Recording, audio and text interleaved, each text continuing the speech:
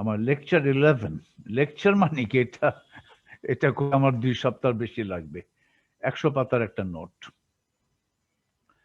Okay, it's very important. কিন্তু আমরা যেটা শুরু করেছি সেটা হচ্ছে pictures of quantum mechanics or time evolution in quantum mechanics.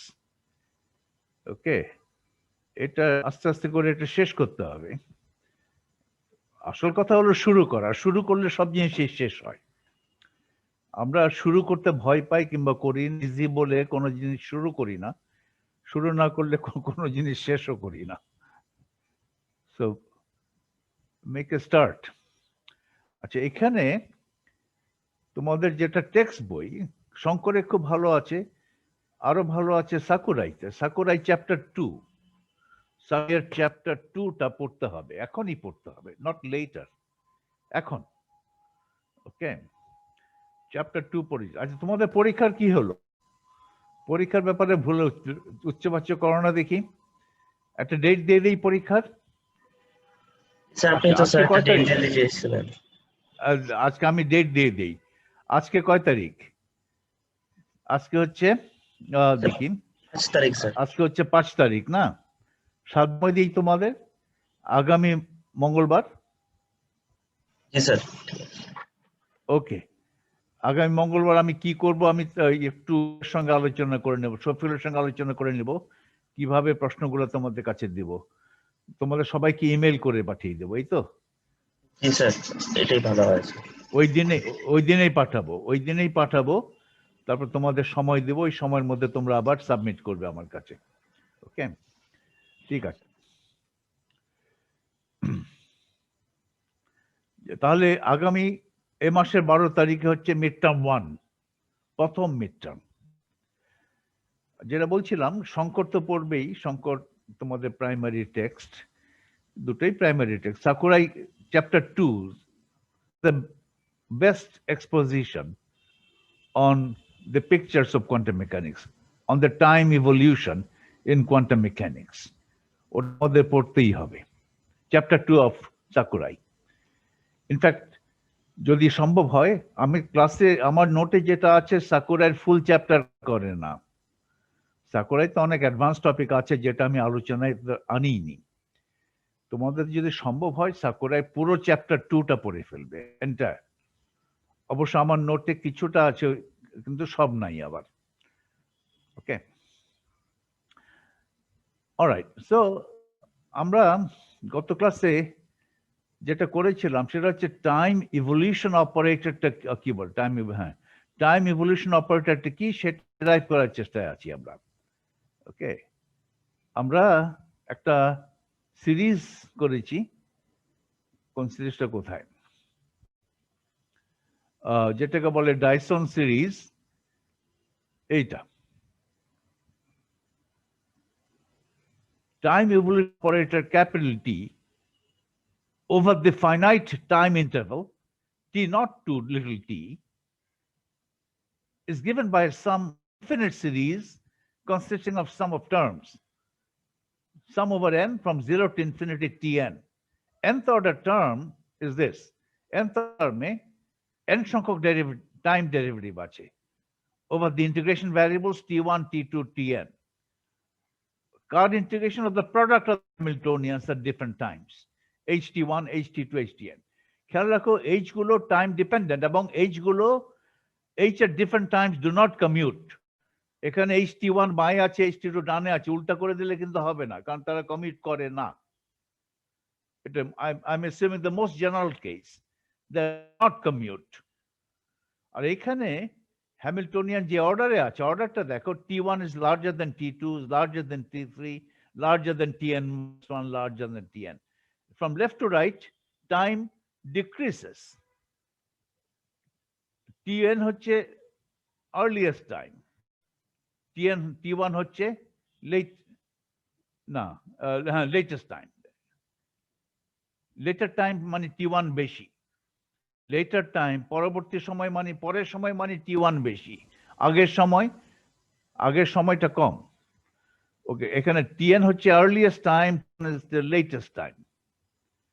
আর এখানে টাইম অর্ডারিং হচ্ছে t1 larger than t2 larger than, এটা এই লিমিট দেখেই হয়ে যাবে। এখন আমি এটাকে একটু আমি লিখতে চাই ভাবে আমি এই লিমিটগুলো সিমেট্রি করে দিচ্ছি, সব একই লিমিট করে দিতে চাই। একই লিমিট করলে কিন্তু ইন্টিগ্র্যান্ডে কিছু সামান্য পরিবর্তন করতে হবে, কারণ ইন্টিগ্র্যান্ডে কিন্তু আমাকে এই টাইম অর্ডারিং মেনটেন করতে হবে, ht1 ht2 এই অর্ডারিং মেনটেন করতে হবে। ওকে, কিভাবে করা যায় সেটা আমি দেখছি। তার আগে আমি ডিফাইন করে নিয়েছি টাইম অর্ডারিং প্রোডাক্ট কাকে বলে। গতকাল আগের দিন পুরো ক্লাসটাই কিন্তু এই টাইম অর্ডারিং প্রোডাক্ট অথবা time ordered product of operators কি সংজ্ঞাটাই দিয়েছি আর কি। ওই সংজ্ঞা দেওয়ার সময় আমাকে একটু সিমেট্রি কি বলে পারমিউটেশন নিয়ে একটু আলোচনা করতে হয়েছিল, ওই আলোচনা করতে সময় চলে গেল। যাই হোক, এটা হয়েছে। এখন আমি ফিরে আসি সেই টাইম ইভলিউশন অপারেটরে। এন টার্ম যেটা আগে লেখা ছিল সেটা এখানে লিখেছি আবার। খেয়াল রাখো, এন টার্ম হচ্ছে minus i by h cut raise to the power n, product of n Hamiltonian operators at different moments in time, t1 t2 এগুলো হচ্ছে টাইম ভ্যারিয়েবলস, এগুলোকে ইন্টিগ্রেট করছি, tn ইন্টিগ্রেট করছি from t0 to tn minus 1, tn minus 1 integrate করছি from t0 to tn minus 2, এই করে করে t2 integrate করছি from t to t1, আর t1 ইন্টিগ্রেট করছি from t0 to t। এই পুরো ইন্টারভ্যাল কিন্তু t0 to t, t2 কিন্তু আলটিমেটলি t2 t0 t তে যাবে, কারণ t1 তো t তে যাবে। t2 ইন্টিগ্রেট করা হচ্ছে from t0 to t1, t1 আস্তে আস্তে ইন্টিগ্রেট t0 কিন্তু আপার t তে চলে যাবে এক সময়, তখন t2 কিন্তু t1 এর সঙ্গে সঙ্গে t তে যাবে, কারণ আমার পুরো টাইম ইন্টারভ্যাল হচ্ছে t0 to t। This is the time nth order term. tn মানে হচ্ছে nth order term of the time evolution operator, and time evolution operator over the time interval, over the finite time interval t0 to t, এটাকে এইভাবে লেখা চলে। Okay, to start our discussions, let us consider the second order term, that is the term containing h twice। nth order মানে h আছে n সংখ্যক, n বার। Second order term মানে h দু, first order term h একটা আছে, zeroth order term h একেবারে নেই। ওকে, তাহলে জিরোথ অর্ডার টার্মটা মানে হচ্ছে just identity. Second order first order টার্মে h একবার আছে, h একবার আছে, তার মানে টাইমও একবার ইন্টিগ্রেশন করা আছে। সেকেন্ড অর্ডার টার্মে h আছে দুইবার, তার মানে দু টাইম ইন্টিগ্রাল আছে। সো ফার্স্ট অর্ডার টার্ম তো জাস্ট একটাই h, ওখানে আর টাইম অর্ডারিং বলে তো কিছু নেই। একাধিক h হলে at different moments time ordering এর প্রশ্নটা আসে। So let me consider the lowest order term having more than one Hamiltonian, সেটা হচ্ছে n equal to 2। তাহলে n equal to 2 হলে আমার সেকেন্ড অর্ডার টার্ম কি হচ্ছে t2, the second order term of the time evolution operator over the finite time interval t0 to t হচ্ছে minus I by h cut squared, minus I by h cut ভেতরে রাখাই ভালো, এটা plus minus I by h cut squared or minus I by h bar square integral over t1 integral over t, এখানে লেখা আছে ht1 ht2। ওকে, আর t2 খেয়াল রাখো t0 to t1, R t0 হচ্ছে t1 হচ্ছে t0 to t, এখানে one is larger than t2। আর এখানে কিন্তু লিমিটস গুলো কিন্তু ভিন্ন ভিন্ন, t1 এর লিমিট আর t2 এর লিমিট এক নয়।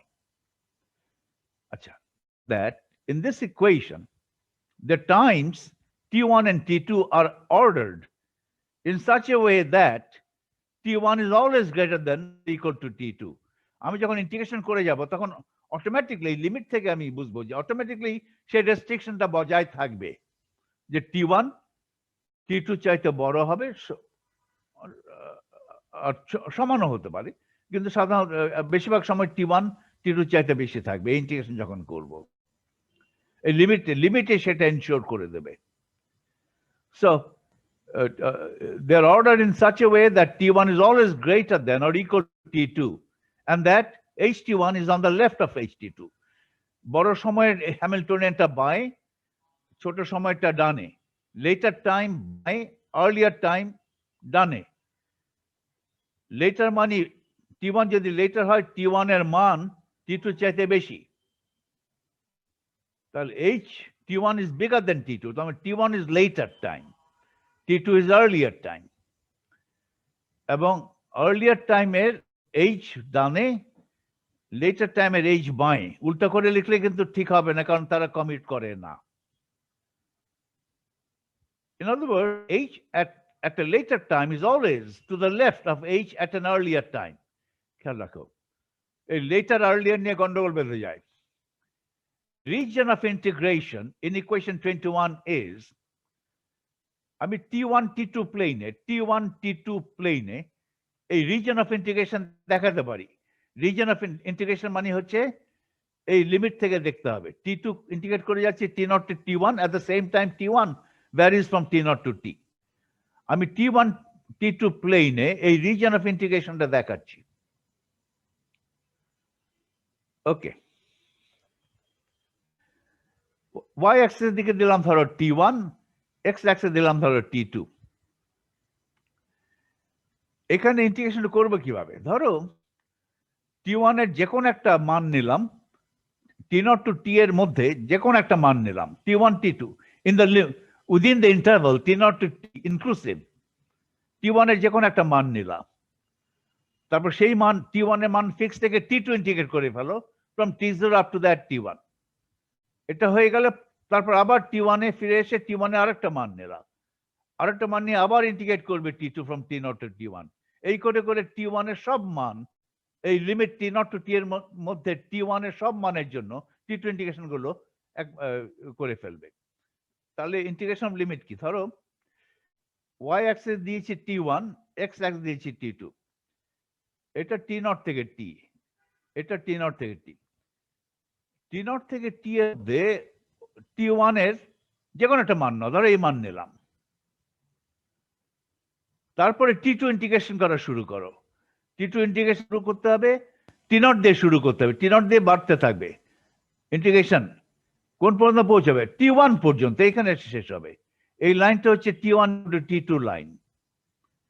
তাহলে এই ইন্টারভাল T0 to T এর মধ্যে T1 এর যে কোনো একটা মান নিয়ে T2 এর উপর ইন্টিগ্রেশন করো, starting from T0 to T1। আর ডানে যাবে না, ডানে গেলে কিন্তু T2 T1 এর চাইতে বেশি হয়ে যাবে। এই উপরে হচ্ছে T1 বিগার দেন T2, এই লাইনের নিচে হচ্ছে T2 বিগার দেন T1। আমাকে আমি তো T1 বিগার দেন T2 ওই রিজিয়নে আছি, T1 larger than or equal two T2। আচ্ছা, তাহলে আবার বলি T1 এর T0 থেকে T এই ইন্টারভ্যাল মধ্যে, T0 এবং T ইনক্লুসিভ, এই ইন্টারভ্যালের মধ্যে T1 এর যে কোনো একটা মান নাও, তারপরে T2 ইন্টিগ্রেশন করো from T0 up to T2 দেখতে গেলে, T2 মান দেখতে গেলে হরিজন্টালি দেখতে হবে, T1 এর মান দেখতে গেলে ভার্টিক্যালি দেখতে হবে। T1 এর যে কোনো একটা মান নাও, T2 ইন্টিগ্রেট করতে থাকো, গো আপ টু T1, শেষ হয়ে গেল। তারপরে T1 আর একটা মান নাও, আবার T2 ইন্টিগ্রেট করো, এই করে করে T1 গুলোকে এক্সহস্ট করে ফেলো। তাহলে ওই যে ইকুয়েশন 21, যেটা ইকুয়েশন 21 মানে T2 ফর্মুলা যেটা আছে, T2 যে ফর্মুলাটা দিয়েছে এখানে, এই T2 ফর্ম কি ব্যাপারগুলো হয় কেন? এই ফর্মুলায় ইন্টিগ্রেশন রিজিয়ন কি? এটা ইকুয়েশন 21। এই উপরের ট্রায়াঙ্গেলটা, এই যে শেডেড ট্রায়াঙ্গেল, এই উপরের ট্রায়াঙ্গেল, এই লাইন হচ্ছে T1 equal to T2 line. এই লাইনের উপরে হচ্ছে T1, উপরে কিংবা বাঁয়ে, এই লাইনের যে কোনো একটা পয়েন্ট থেকে বাঁয়ে যাও কিংবা উপরে যাও, এটা হবে তোমার T1 বিগার দেন T2। এই লাইনের নিচে কিংবা ডানে হবে T1 লেস দেন T2 আর T2 বিগার দেন T1। তাহলে ইকুয়েশন 21 T2 ইন্টিগ্রেশন রিজিয়ন হচ্ছে এইটুক, in the T1 T2 plane is the upper triangle। ওকে, এটা খেয়াল রাখো। ওকে, এখন এখানে বলেছি in the integral of equation 21 t1 is varied from t0 to t, t1 তো যাবে from t0 to t,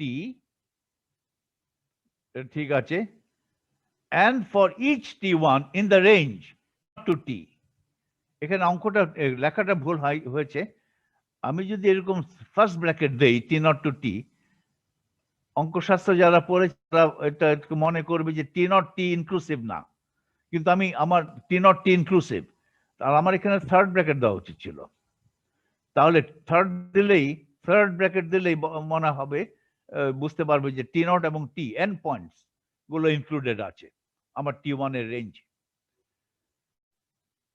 এটা আসলে রেঞ্জ বলে না, ডোমেইন বলে, যাই হোক, and for each t1 in the range t0 to t, third bracket দেওয়া উচিত ছিল, এখানে লেখা উচিত ছিল inclusive. t2 is varied from t0 to t, so that t1 is always greater than or equal to t2. আমি এই লাইনের উপরে আছি, উপরে অবস্থান করছি, এই শেডেড রিজিয়নে, কিন্তু ওই লাইনের উপরে অবস্থান করছি, এখানে t1 is larger than t2 or equal। আচ্ছা, এটা তো হলো। এখন খুব most important point, now in equation 21 t1 and t2 are dummy variables and the integral would remain unchanged if we interchange t1 and t2. এটা একটা important statement, very important, crucial statement. Dummy variable তো তুমি ইচ্ছা করলে, এখানে দুটো variable, এখানে double integral আছে, রাইট হ্যান্ড সাইডে double integral over the variables t1 and t2, এগুলো ডামি, এগুলো ডামি এগুলো কারণ t1 t2 এর উপর ইন্টিগ্রেশন হয়ে গেছে, ফলে দিস আর ডামি ভ্যারিয়েবল, যেগুলো t1 এর পরিবর্তে অন্য কিছু একটা দিতে পারতাম। ডামি ভ্যারিয়েবল তো বোঝো, তাই তো? আচ্ছা, আমি একটু তারপর একটু আলোচনা করি, অনেকে হয়তো কনফিউশন হতে পারে। যে কোনো ইন্টিগ্রেশনে আমি যদি লিখি করি over definite, it's a definite integral x1 to x2 f of x dx।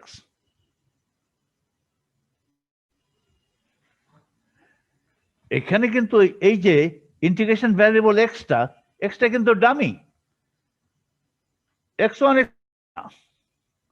এগুলো তো ফিক্সড এক্স, কিন্তু ভ্যারিয়েবলটা ডামি ইন্ডেক্স আর ডামি ভ্যারিয়েবল। এখানে এক্স না দিয়ে এটাও দিতে পারতাম, x1 to x2, অথবা right f of y dy, কোনো পরিবর্তন, এগুলো ডামি। ধরো ফ্রম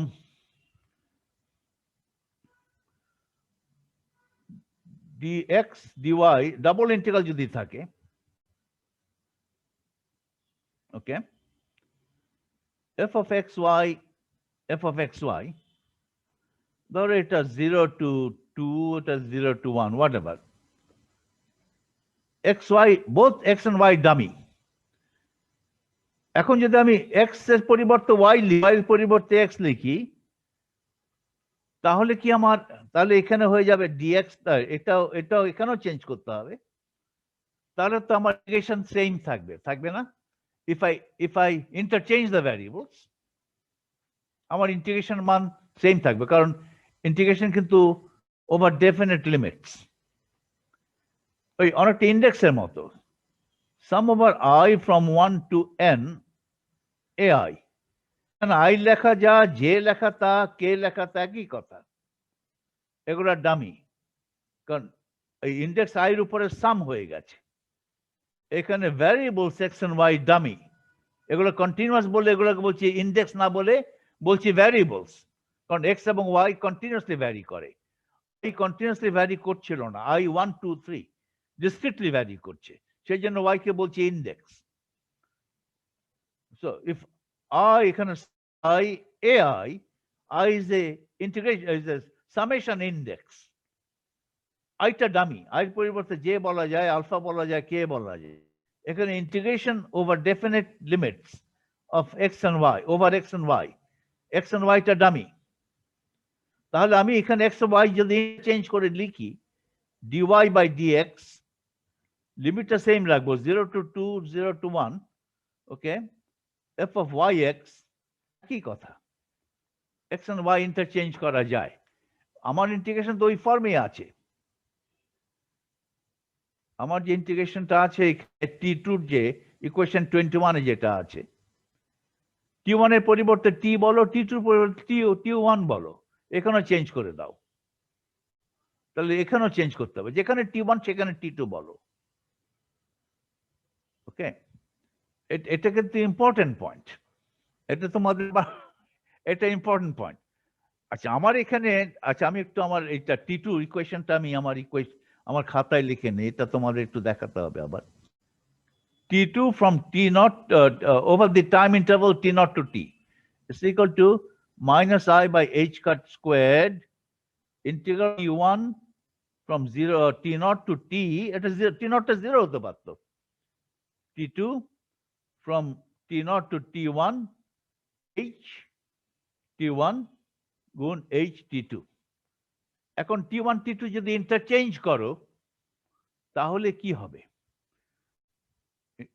এখন যদি আমি t1 t2, এখানে t2 লেখা আছে, এটা ইকুয়েশন 21, এইখানে t1 t2 ডামি, ইন্টারচেঞ্জ যদি করে লেখো তাহলে এটা হবে minus I by h cut squared dt2, আর t0 to t dt1 t0 to t1 interchange করে t2 লিখেছি, t2 h t2 h t1, এখানে কিন্তু t1 is larger than t2, এখানে t2 is larger than t1, integration limit থেকেই দেখো দুটো term এসছে, তাই তো, দুটো টার্ম, তার একই জিনিস, এটা সমান, ধরো এটা তাহলে t2, সাপোজ একটা যে কোনো একটা কোয়ান্টিটি আছে, সাপোজ যে কোনো একটা কোয়ান্টিটি ধরো,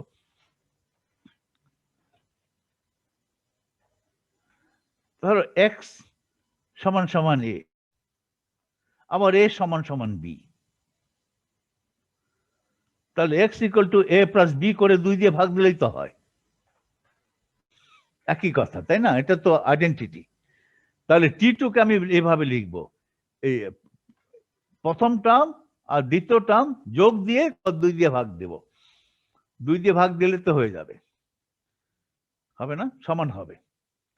তাহলে এই দ্বিতীয় টার্ম t2 দুই ভাবে লিখছি, এখানে প্রথম যখন t1 t2 ভ্যারিয়েবল দিয়ে করেছিলাম প্রথম এক্সপ্রেশনে 1 2 ইন্টারচেঞ্জ করে যেটা হবে সেটা কিন্তু সেটাও এক্স্যাক্টলি সেম এস t2, কারণ t1 t2 সেটা এক্স্যাক্টলি ইকুয়াল টু বড় হাতের t2, কারণ ছোট হাতের t1 t2 ডামি ভ্যারিয়েবল, এই টি এর আধিক্য হয়ে গেছে, বড় হাতের টি, ছোট হাতের টি, ছোট হাতের t1, বড় হাতের t2, ছোট হাতের t2, কত সব জায়গায় টি।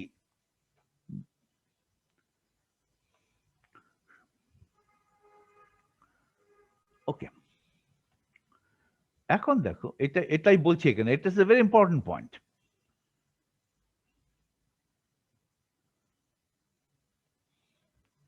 কোথায় করেছি এখানে, ওকে, নাও ইন ইকুয়েশন 21, ওই প্রথম ইকুয়েশনটাই t1 ছোট হাতের t1 and t2 are dummy variables and the integral would remain unchanged if we interchange t1 and t2.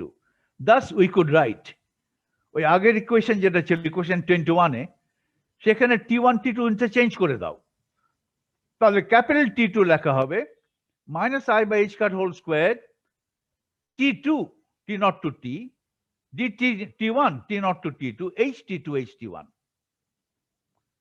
তার ইকুয়েশন 21 আর ইকুয়েশন 22 দুটাই t2, বড় হাতের t2। The integration region of equation 22, এই ইকুয়েশনটার ইন্টিগ্রেশন রিজিয়ন কোথায়, এইখানে কিন্তু t2 is larger than t1, এই limit থেকে দেখতে পাচ্ছি, কারণ t1 যখন ইন্টিগ্রেশন করছি লিমিট থাকছে, লোয়ার লিমিট থাকছে t0, আপার লিমিট থাকছে t2, তাহলে t1 বড় জোর t2 সমান হবে, আবার t2 আস্তে আস্তে t0 থেকে t পর্যন্ত হবে। ওকে, তাহলে এই ইকুয়েশনটার ইন্টিগ্রেশন রিজিয়ন কোথায়? T1 T2 প্লেনে ইকুয়েশন 22 এর ইন্টিগ্রেশন রিজিয়ন কোথায়? খেয়াল রাখো, এখন তুমি T2 একটা মান নেবে, T0 টু T ইনক্লুসিভ, এই রেঞ্জে T2 যে কোনো নেবে। এখন তারপর T2 ওই মান না হলে T0 T1 কে ইন্টিগ্রেট করবে T0 থেকে ওই মান পর্যন্ত, আপ টু T2। তারপরে ওই ইন্টিগ্রেশন শেষ হয়ে গেলে T2 এর আরেকটা মান নেবে, আবার T1 এর উপর ইন্টিগ্রেশন করবে, বারবার T1 এ ফিরে আসবে। তার মানে এটা T0 টু T ইনক্লুসিভ এই রেঞ্জে T2 যে কোনো একটা মান নিলাম। তারপরে T2 শেষ, তারপরে T2 একটা হলো, আমার এই কার্সারটা ওই মানে আছে। তারপরে T1 ইন্টিগ্রেট করবে। T1 কি হবে? 0 T0 টু T1, 0 থেকে না, 0 থেকে হলে এখান থেকে যেত ইন্টিগ্রেশনটা। T2 ওই মান নিয়ে T1 ইন্টিগ্রেশন করবে, মান হবে 0 থেকে বাড়াচ্ছ, T0 থেকে আস্তে আস্তে বাড়াচ্ছ আপ টু T2 যাবে। ওই লাইন হচ্ছে T1 ইকুয়াল টু T2। লাইনের উপরে যাবেন, ওই লাইনের উপরে যাওয়া মানে হচ্ছে T1 এর মান T2 চাইতে বেশি হয়ে গেল। এখন আমি T1 ইন্টিগ্রেট করছি নট টু T2, T2 এই মান নিয়েছি, যে কোনো একটা মান নিয়েছি, আর T1 যাচ্ছে এখন T0 থেকে T2 সেই মান পর্যন্ত, T1 এর মান, ইন্টিগ্রেশন শেষ। তারপরে T2 আরেকটা মান নাও, T2 ভিন্ন ভিন্ন মান নিলেই হরিজন্টালি যেতে হবে। T2 মান নিচ্ছি, সেই নতুন মানের জন্য মানটাকে ফিক্স রাখো এখন। তারপর T1 কে ভ্যারি করানো শুরু করো। T1 ভ্যারি করবে from T0 up to T2 সেই নতুন মান পর্যন্ত। এই করে করে T0 পুরো T2 পুরো রেঞ্জ কভার করে দেবে। তাহলে T1 এর তো, তাহলে T1 ও কভার্ড হয়ে গেছে সব। তাহলে আমার কি ইন্টিগ্রেশন রিজিয়ন কি? এই লোয়ার ট্রায়াঙ্গেল, এই পুরো স্কোয়ারের লোয়ার ট্রায়াঙ্গেল। তাহলে এটা হচ্ছে ইন্টিগ্রেশন রিজিয়ন ফর ইকুয়েশন 22। এই লাইনের নিচে, এই লাইনের নিচে মানে হচ্ছে T2 গ্রেটার দেন T1, এই লাইনের উপরে মানে হচ্ছে T2 is larger then T1। তাহলে এইটা, এই যে আপার ট্রায়াঙ্গেল, যেটা আপার ট্রায়াঙ্গেলের জন্য, আপার ট্রায়াঙ্গেলের যে কোনো পয়েন্টের জন্য T1 is larger then T2, আর এই লোয়ার ট্রায়াঙ্গেলের জন্য, ওই লোয়ার মানে ওই লাইনের লোয়ার, এই লোয়ার ট্রায়াঙ্গেলের জন্য T2 is larger then T1। ওকে, তাহলে এটার ইন্টিগ্রেশন লিমিট হচ্ছে over the lower triangle. Next, in equations 21 and 22, in both the equations 20 and 22, we could make the integration limit symmetric by taking the limits in each integral from T0 to T. Symmetric করে দিতে চাই, এভাবে লিখলে আমার সুবিধা হবে পরবর্তীতে। Symmetric করা মানে কি? এখানে ধরো ইকুয়েশন 21 এ ফিরে আসি। T1 T integration variable, integration limit কি সিমেট্রিক হয়েছে? না, সিমেট্রিক তো না, কারণ T2 তো ইন্টিগ্রেট করছি from T0 to T1। Symmetric করা মানে দুটোর লিমিটেই, দুটো ইন্টিগ্রাল লিমিটে আইডেন্টিক্যাল হবে, ওই অর্থে সিমেট্রিক কথাটা ব্যবহার হয়েছে। We can make the integration limit symmetric, হয়তো কথাটা বলা ঠিক হয়নি। We can make the integration limits identical বলাটা উচিত ছিল। সিমেট্রিকটা হয়তো একটু অন্য মিনিং দেবে। সিমেট্রিক বলতে আমি এটাই মিন করেছিলাম, we can make the integration limit symmetric, কথাটা বাদ দিয়ে make the integration limits identical, right. দুটো লিমিটে আমি T0 টু নিতে চাই, দুটো লিমিটে আমি T0 টু T নিতে চাই, এটাই বলতে চাচ্ছি, দুটো লিমিটে আইডেন্টিক্যাল করতে চাই। সিমেট্রিক কথাটা তো ঠিক না, পরবর্তী নোটে আমি সিমেট্রিক কথাটা চেঞ্জ করে দিয়ে আইডেন্টিক্যাল দেব। আইডেন্টিক্যাল মানে লিমিটটা কি নেব? তাহলে T0 টু T, উভয় লিমিটেই T0 টু T হবে। উভয় লিমিটে এই ফর্মুলায় ইকুয়েশন 21 এ উভয় লিমিটে, T2 লিমিট তো এখন T1 এর লিমিটের সমান না। ওকে, সেই জন্যই তো আমি আপার ট্রায়াঙ্গেলে আসছি, সেই জন্য হচ্ছে আপার ট্রায়াঙ্গেলে আছি। আপার ট্রায়াঙ্গেলে T1 is larger than or equal to, equal to T two করতে গেলে এই লাইনের উপরে আসতে হবে। আমি যদি উভয় লিমিটে এখানে টি নট টু টি করি, তাহলে আমার ইন্টিগ্রেশন রিজিয়ন কি হতো? তাহলে ইন্টিগ্রেশন রিজিয়ন হয়ে যেতে কিন্তু উভয় টি ওয়ান এবং টি টু টি নট থেকে টি পর্যন্ত ভ্যারি করতে পারে, টি ওয়ান টি নট থেকে টি পর্যন্ত ভ্যারি করতে পারে, টি টু ও টি নট থেকে টি পর্যন্ত ভ্যারি করতে পারে। এখানে কিন্তু টি নট এবং টি দুটো ফিক্সড মোমেন্ট, ভ্যারিয়েবল হচ্ছে টি ওয়ান টি টু। তো টি ওয়ানের লিমিট এবং টি টুর লিমিট উভয় যদি টি নট টু টি হতো, তাহলে ইন্টিগ্রেশন রিজিয়ন হয়ে যেত এই স্কোয়ারটা। তো স্কোয়ার হলে তো এই লিমিটটা এখানে, তাহলে এখানে কিন্তু উল্টে যেত। এখানে যখন এখানে টাইম অর্ডারিং, উভয় লিমিটে যদি টি ওয়ান এবং টি টু উভয় লিমিটে যদি টি নট টু টি ভ্যারি করে, তাহলে ইন্টিগ্রেশন করার সময় কখনো কখনো টি ওয়ান টি টু চাইতে ছোট হবে, তাহলে তার টাইম অর্ডারিং মেনটেন হলো না। এখন টি ওয়ান কখন টি টুর চাইতে ছোট হবে না এই লিমিটের কারণে। টি ওয়ান কখনো টি টুর চাইতে ছোট হবে না, টি ওয়ান টি টুর চাইতে কিংবা সমান হবে। ওকে, টি টু টি ওয়ানের চাইতে কখনো বড় হবে না এখন, কারণ টি টুর উপরে লিমিট তো হচ্ছে T not to T one. এখানে ওই টাইম অর্ডারিংটা আছে, T one is larger than T two. যে মুহূর্তে আমি লিমিট নট টু টি করে দেব, যদি করি, তাহলে তারপরে ইন্টিগ্রেশন করছি, ইন্টিগ্রেশন করতে করতে করতে আমি যখন লোয়ার ট্রায়াঙ্গেলে চলে আসব, তখন তো টি ওয়ান স্মলার দেন টি টু, তখন তো এটা এখানে আর টাইম অর্ডারিং মেনটেন হলো না। আমি টাইম অর্ডারিং মেনটেন করতে চাই, আমি শুধু লিমিটটা চেঞ্জ করতে চাই, কিন্তু এটার মান পরিবর্তন করতে চাই না, এটার মান পরিবর্তন করতে চাই না। তাহলে কি করব? এখন দেখো, যখন ধরো এখানে শুধু এটা পরিবর্তন করে টি নট টু টি করে দিতে চাই, এটা তো টি নট টি টি আছে, টি টু টি নট টু টি করতে চাই। যে যখন টি নট টু টি করতে চাই, যদি করে ফেলি, তাহলে আমাকে এই লোয়ার ট্রায়াঙ্গেল আসতে হবে। এখন কিন্তু আমি আপার ট্রায়াঙ্গেলে অবস্থান, আমার ইন্টিগ্রেশন অবস্থান কিন্তু আপার ট্রায়াঙ্গেলে এই লিমিটের কারণে। টি টুর লিমিটে যখন টি নট টু টি করব, তখন কিন্তু যে কোনো একটা টি ধরো, তখন দেখবে টি ওয়ানে যে কোনো একটা মানের জন্য T two from zero to T two যাবে from T not to T, T not to T one না, টি নট টু টি, এখান থেকে শুরু করে এইখানে চলে আসবে টি নট টু। তাহলে এই লোয়ার ট্রায়াঙ্গেলে চলে আসবো আমি, কিন্তু লোয়ার ট্রায়াঙ্গেল ওই time order product, lower triangle আমি আসতে চাই না। লিমিটটা পরিবর্তন করবো, কিন্তু লোয়ার ট্রায়াঙ্গেল আমি ইন্টিগ্রেশন করতে চাই না, ওই ইন্টিগ্রেশনের মান আমি ফিক্স রাখতে চাই। তাহলে এখানে আমার ইন্টিগ্রেশনটা জিরো করে দেব। ইন্টিগ্রেশনের লিমিট ঠিকই আছে, কিন্তু যে মুহূর্তে আমি লোয়ার ট্রায়াঙ্গেলে চলে আসব, তখন আমার এই ইন্টিগ্রেশনটা আমি জিরো করে দেব।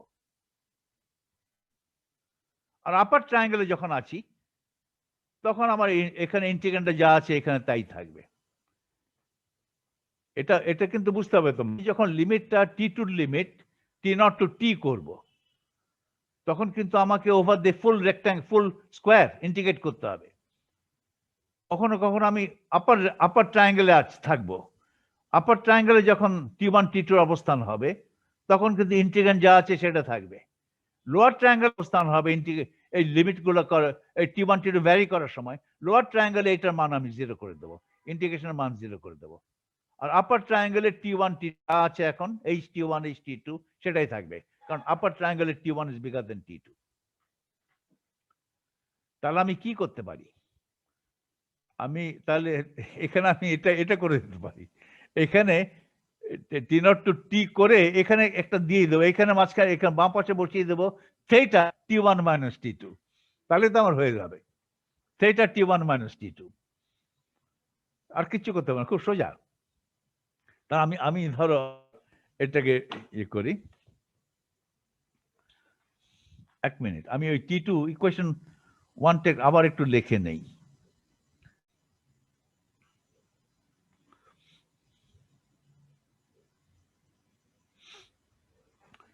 ওকে, এক মিনিট।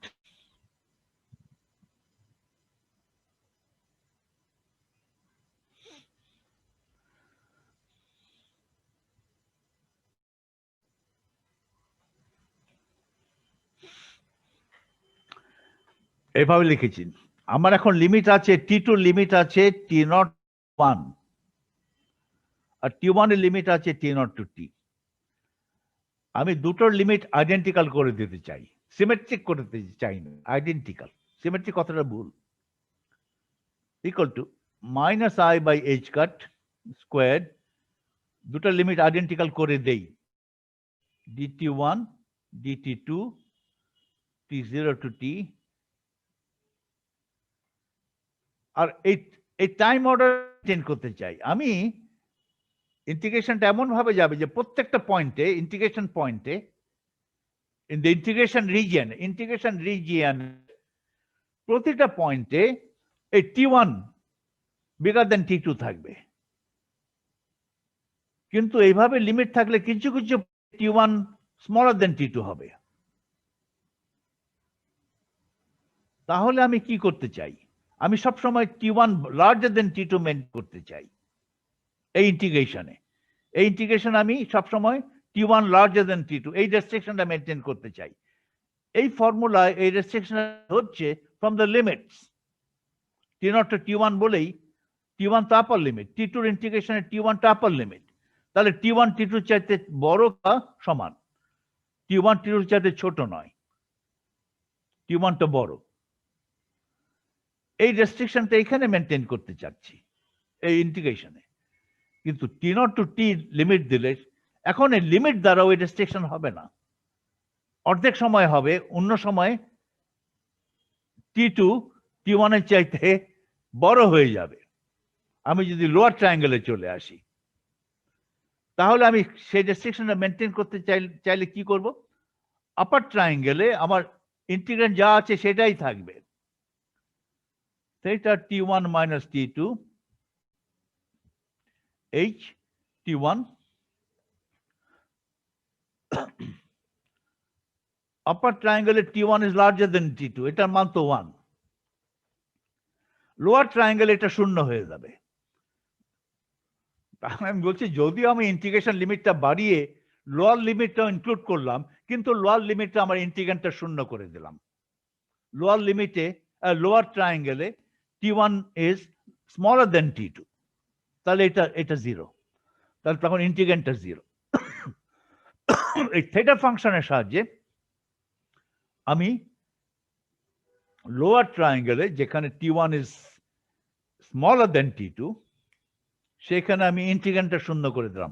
এফেক্টিভলি আমি কিন্তু এই ইন্টিগ্রেশনের কোনো পরিবর্তন করি নাই, এখান থেকে এখানে ইন্টিগ্রেশনের কোনো পরিবর্তন হয়নি, শুধু লিমিটের পরিবর্তন করেছি।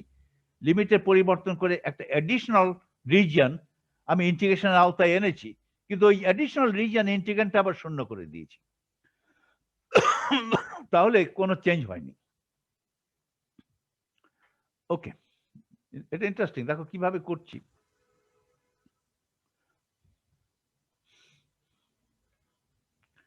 সেটা আমি এখন করতে যাচ্ছি।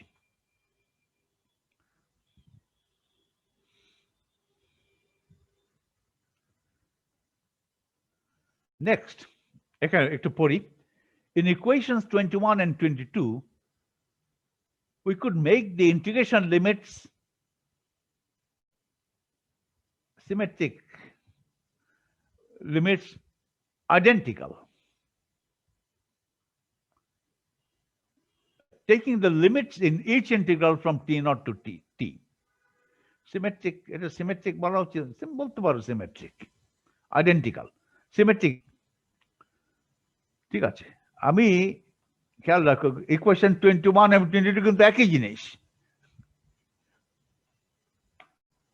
এটা এটা এটা এই ইকুয়েশন 21 একটা মান আছে, T2 একটা ইয়ে, এখানে T1 T2 ডামি, ফলে T1 ইন্টারচেঞ্জ করে যেটা করবে সেটাও কিন্তু T2, তাহলে 21 and 23 একই জিনিস, বোথ T2। দুটো 21 22 দুটো ইকুয়েশনেই তোমার এই ইন্টিগ্রেশন লিমিটস আইডেন্টিক্যাল করে দাও from T not to T. Okay, thus we can write 21 কে এভাবে লিখছি, theta t1 minus t2 দিয়ে দিলাম, আর 22 তে theta minus t1। 22 তে তো তোমার t2 is bigger than t1, কারণ 22 তে রিজন অফ ইন্টিগ্রেশন হচ্ছে লো ট্রায়াঙ্গেল। আমি যদি এখানে টি নট টু টি করি তাহলে আমার আপার ট্রায়াঙ্গেলও চলে আসছে, কিন্তু আপার ট্রায়াঙ্গেলে আমি ইন্টিগ্রেশনটা আবার শূন্য করতে চাই। আপার ট্রায়াঙ্গেল ইন্টিগ্রেশন শূন্য করতে চাইলে কি লিখতে হবে আমাকে? থিটা এখানে দিতে হবে, থিটা t2 minus t1। তাহলে আপার ট্রায়াঙ্গেলে যেখানে t2 is less than t1 সেখানে এটা 0 হয়ে যাবে, লোয়ার ট্রায়াঙ্গেলই থাকবে। এসেনশিয়ালি আমি ইন্টিগ্রেশনে কোনো পরিবর্তন করছি না, যদিও আমি লিমিটটা একটু বাড়িয়ে দিয়েছি, ফলে অ্যাডিশনাল ইন্টিগ্রেশন রিজন ইন্টিগ্রেশন এসছে, কিন্তু এই অ্যাডিশনাল জায়গায় ইন্টিগ্রেন্টটা শূন্য করে দিয়েছি। তাহলে 22 নম্বর ইকুয়েশন এইভাবে করে দিয়েছি, t2 minus t1 করেছি। তার মানে যদিও এখানে বলছি ইন্টিগ্রেশন করার সময় কখনো কখনো t2 less than t1 হবে, t2 less than t1 হবে, ওকে, কিন্তু সেটা হচ্ছে upper triangle. Upper triangle t is bigger than t2, t2 less than t1 হবে, কিন্তু t2 less than t1 হলে ওখানে আমি ইন্টিগ্রেশন করতে চাই না, ইন্টিগ্র্যান্ড আবার শূন্য হয়ে যাবে। ইন্টিগ্র্যান্ড নন জিরো হবে সেই রিজিয়নে যেখানে t2 is bigger than t1, তার মানে লোয়ার ট্রায়াঙ্গেলে। ওকে, তো সেখানে এইটা হবে t2 minus t1, এই টাইম অর্ডারটা মেনটেন থাকবে। যেখানে আমি ইন্টিগ্রেশন করব আমার টাইম অর্ডার মেনটেন করে ইকুয়েশন করতে হবে। টাইম অর্ডার যদি ভায়োলেট করে এখানে ইন্টিগ্র্যান্ড শূন্য, এভাবে লিখতে পারি। তাহলে এখন দেখো 23 এবং 24 আইডেন্টিক্যাল, তাহলে এই দুটো যোগ দিয়ে 2 দিয়ে ভাগ দাও, t2 লেখা যাবে হয় 23 নয় 24, অথবা 23 যোগ 24 ডিভাইড বাই 2, একই তো কথা। ওইভাবে যদি লিখি t2 is যোগ দিয়ে লিখি, ওকে, হাফ, তারপর যোগ দিয়ে, এটা তো কমন টার্ম, এটা কমন টার্ম। এখন দেখো এই দুই জায়গাতে ইন্টিগ্রেশন রিজন সমান সমান, যেহেতু যেহেতু সেম, t1 এর limit t0 to t, t2 এর লিমিট t0 টু t, এখানেও তাই, t1 এর limit 0 two t, t2 limit 0। এখন তুমি ইচ্ছা করলে dt1 আগে লিখবে না d2 পর লিখবে, তোমার ব্যাপার। যখন লিমিটটা সেম ছিল না তখন t1 t2 আগে পরের একটা ব্যাপার ছিল। যেমন এখানে ইকুয়েশন 21 এ t2 লিমিট আর t1 এর লিমিট এক না, ফলে আগে এখানে আগে লিখেছি t2, তো পরে লিখেছি t1, আগে পরে করা যাবে না। আগে মানে ডান লিখেছি t2 আর বাঁ দিকে লেখা আছে t1, ওকে। আর যখন দুটো লিমিট সেম হয়ে যাবে তখন কোনটা আগে লিখবে পর লিখবে doesn't matter, same, all the same. এটা বলতে চাই। দুটো লিমিট যদি সমান হয় t0, তাহলে কোনটা আগে লিখবে কোনটা পর লিখবে এটা তো মেটেরিয়াল, ওকে। কিন্তু এখানে যদি এটা থাকে টু t2 তারপরে t2 লিমিট, তখন এটা t1 টা আগে লিখতে হবে, আগে মানে ডান দিকে লিখতে হবে।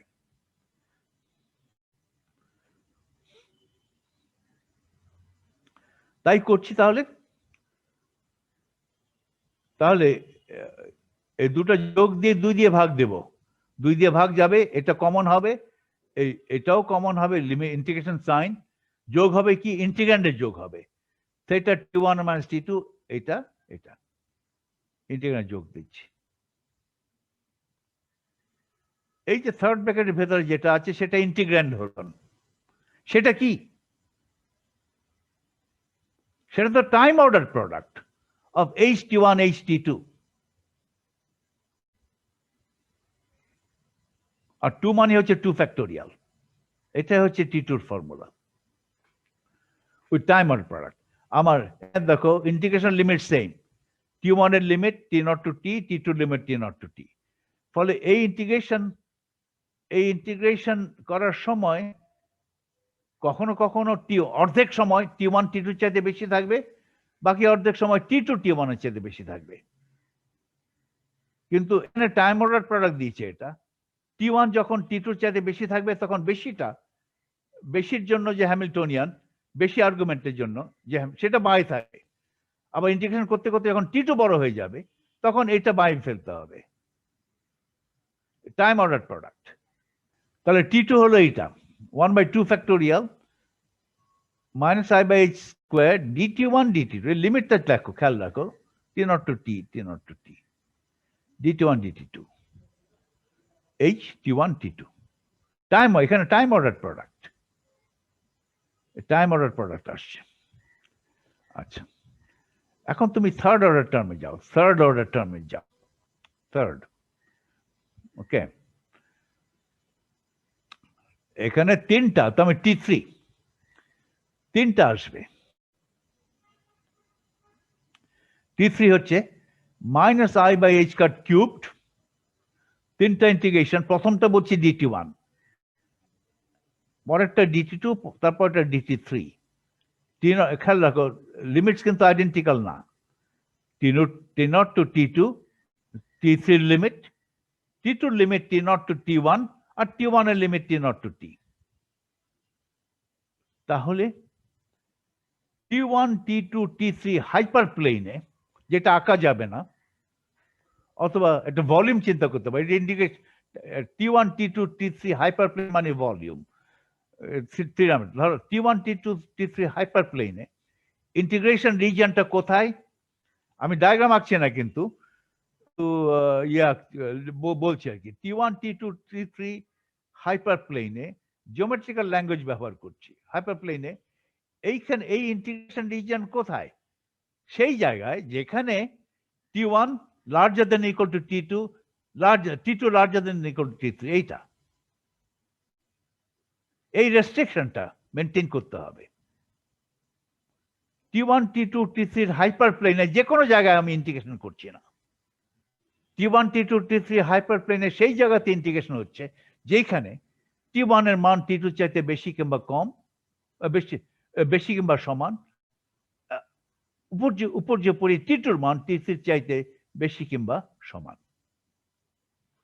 এটাই হচ্ছে আমার ইন্টিগ্রেশন রিজিয়ন এই 27 নম্বর কোয়েশনে। এখন T1 T2 তো ডামি ভ্যারিয়েবল, তাহলে 1 2 3, দেখো এখানে 1 2 3 এই অর্ডারে আছে, T1 bigger than T2 bigger than T3, এখানে কিন্তু অর্ডার চেঞ্জ করা যাবে না, এখানেও 1 2 3 সেই অর্ডারে আছে। এখন 1 2 3 কিন্তু ডামি ভ্যারিয়েবল, তুমি যে কোনো অর্ডারে পারমিট করো না কেনা, এই যে এখানে 1 2 3 কোন অর্ডারে আছে, 1 2 3 এই অর্ডারই আছে, T1 T2 T3 ওই কোন গিভেন অর্ডারে আছে, T1 T2 T3 এই অর্ডারে আছে। অর্ডারটা এমন যে T1 is larger than T2 larger than T3। এখন তুমি যদি একটা পারমিটেশন করো, 6 ভাবে পারমিট করা যায়, এভরি পারমিটেশন, এগুলো T1 T2 T3 dummy variable. খেয়াল রাখো এখানে কিন্তু উপরেও থাকতে পারে, এই ভ্যারিয়েবল কিন্তু ইন্টিগ্রেশনের লিমিটও থাকতে পারে। যেহেতু T1 T2 T3 dummy variable, এটা খুব গুরুত্বপূর্ণ argument, I can permute these variables 1 2 3 in any way, yet T3 will remain the same. 6 ভাবে পারমিউট করা যায়। 1 2 3 এটা ফার্স্ট অর্ডার, প্রথম অর্ডার, গিভেন অর্ডার। এই অর্ডারটা মেনটেন আমি নাও করতে পারি। 1 2 3 কে পারমিউট করে আমি আরো 5 রকম ভাবে অর্ডারিং করতে পারি। যেহেতু T1 T2 T3 ডামি, যেভাবে অর্ডার করো না কেন তোমার উত্তর একই। তাহলে এইভাবে কয়টা টার্ম কয়টা ইকুইভ্যালেন্ট ফর্মুলা লেখা যাবে, এই T1 T2 T3 এগুলোকে পারমিউট করে কটা টার্ম লেখা যাবে, 6 লেখা যাবে, 3 ফ্যাক্টোরিয়াল টার্ম লেখা যাবে, প্রতিটা টার্ম আইডেন্টিক্যাল।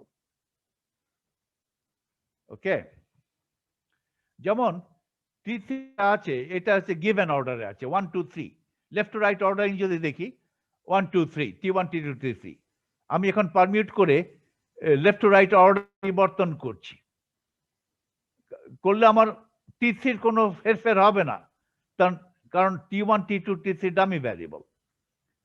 ওকে, তো দেখো আমি লিখছি, আমি আমার ইয়েতে যাই, খেয়াল T3 ফর্মুলা লিখি, আমার লেখা দেখলেও তোমাদের সুবিধা হবে। T3 ফর্মুলা লিখি, এটা হচ্ছে লিমিট T কমা T0,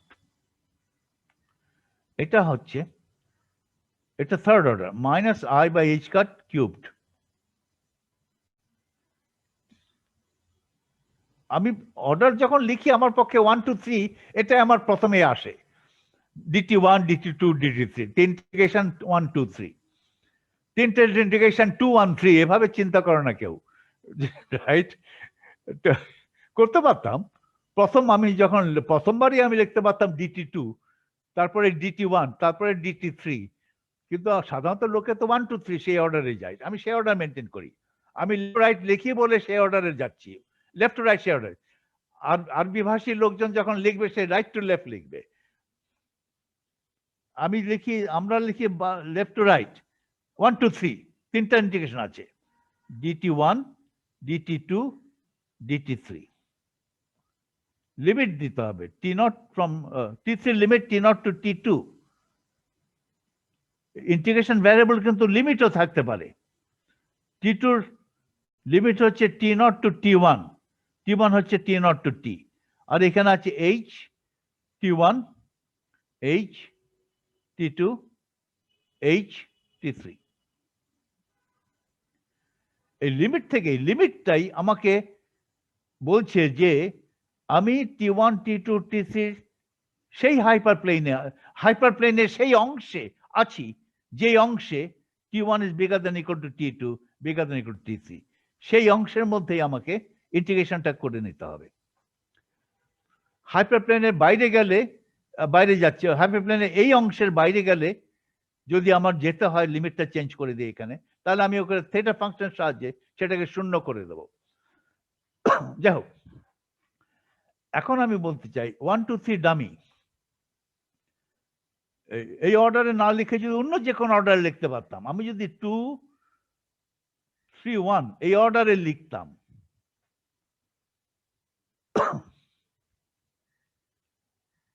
এককে করে, যদি আমি 1 কে করে দেই 2, 2 কে করে দেই 3, 3 কে করে দেই 1, এই পারমিট যদি করি, তাহলে কি হতো?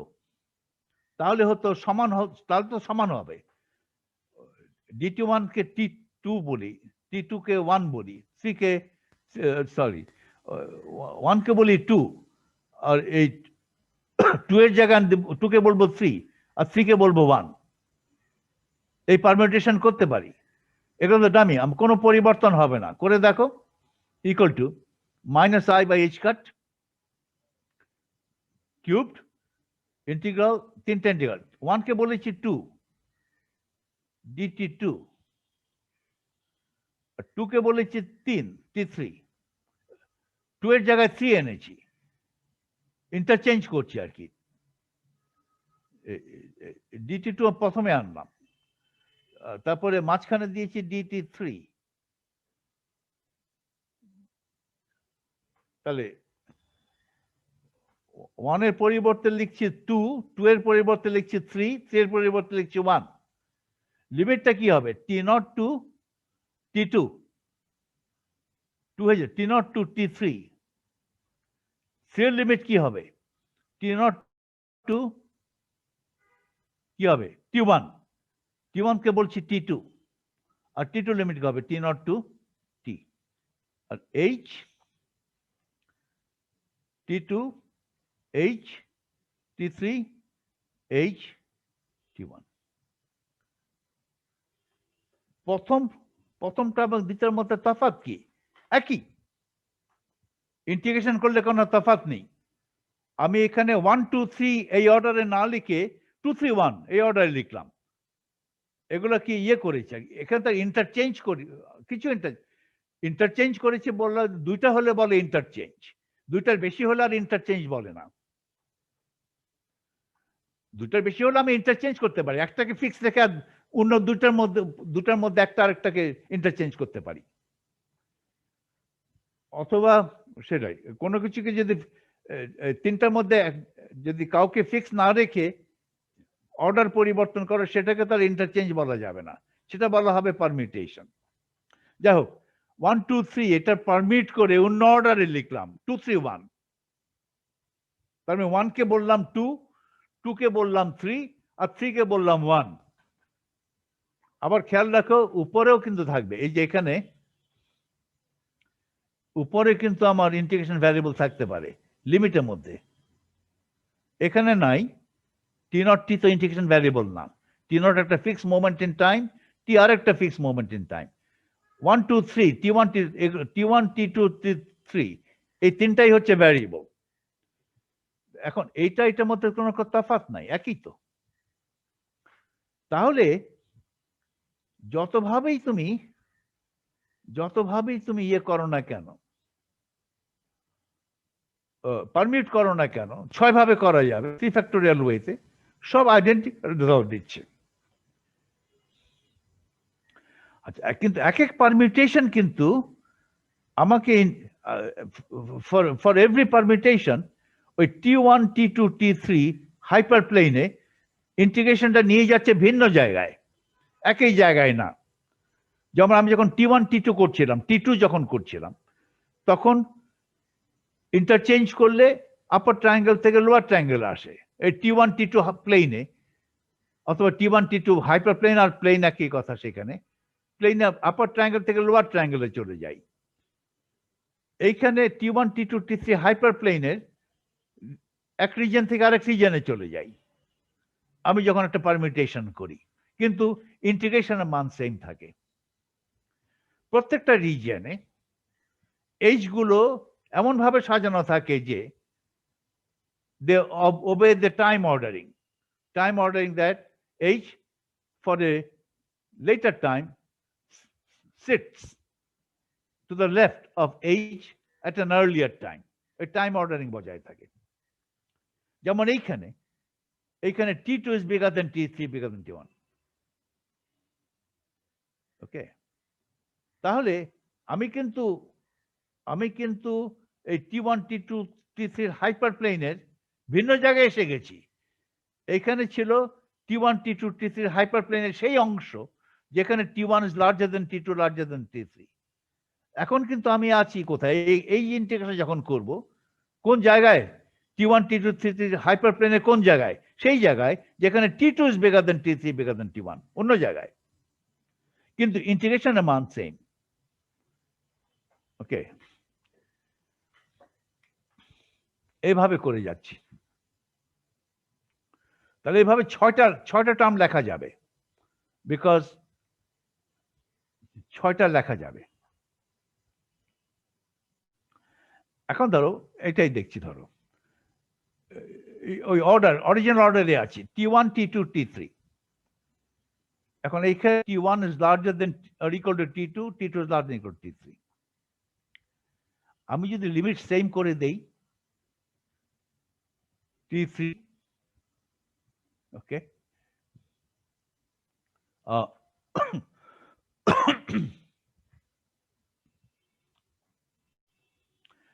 T3